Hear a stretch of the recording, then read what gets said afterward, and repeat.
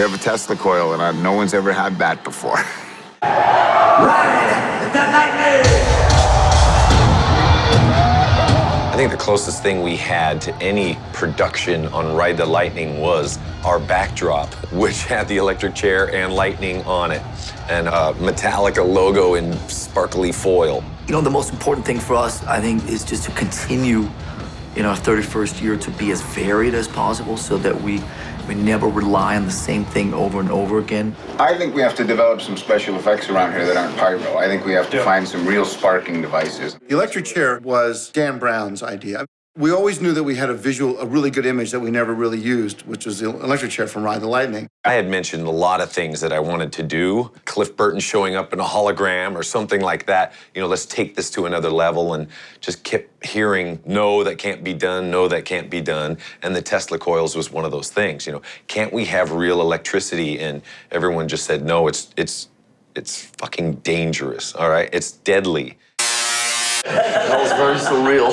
Well, for me, the Tesla coil is kind of a funny thing because in my mind, it was Kurt. It was always something that he wanted to have. I said to Winky, we need Tesla coils, not the small ones that you can buy in stores. I went to a science fair once and I saw 2 gigantic Tesla coils. I know they're out there. We can get it.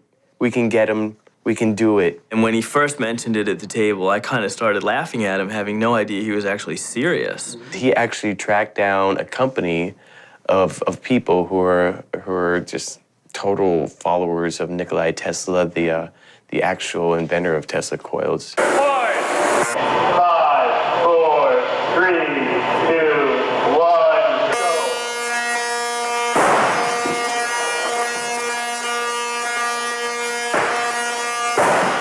Everybody was absolutely knocked out. I mean, it was just like, oh my God, we can actually do that.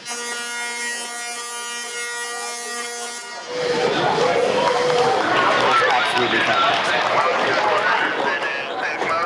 If we can make that work, if we can make that safe, that's unbelievable. Everybody who saw it went, oh, we're gonna have to figure out how to make that work. We need about 5 of those bad boys. The strain. Yeah, I'd say going all the way around and it shows in the round, right? Yep.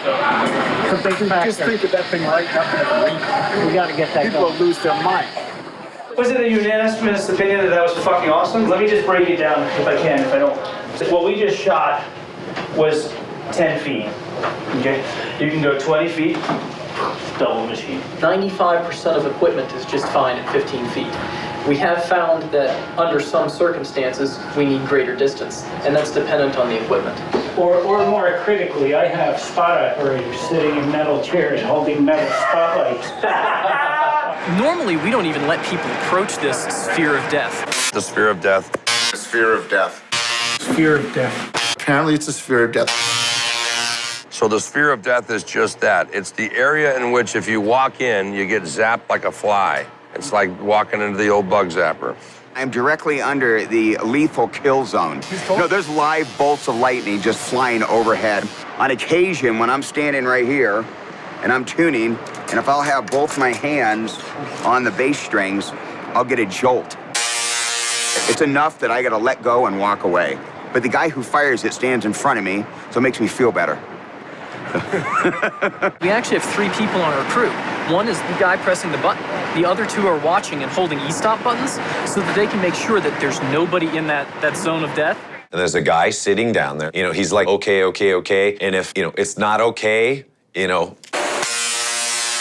get out, you know.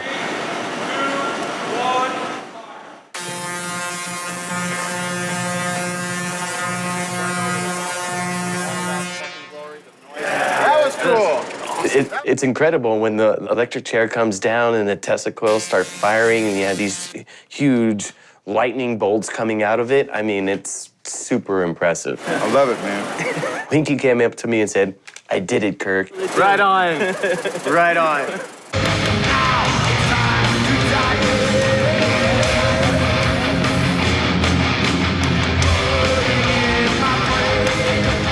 I mean, it's great. Causes some problems with the rest of the electronics in the show.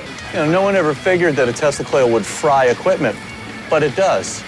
When the lightning was going off. The Tesla was going off.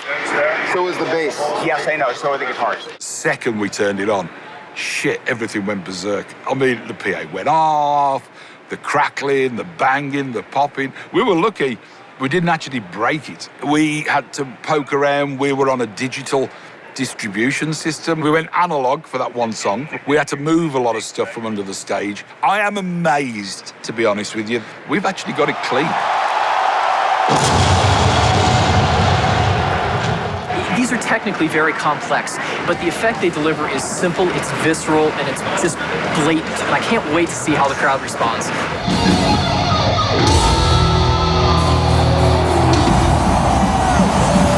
The Ride the Lightning part, the Tesla coils and everything, was fantastic. The PA went out, of course, and at one point I couldn't hear anything, but I just kept on playing because I knew something was coming out.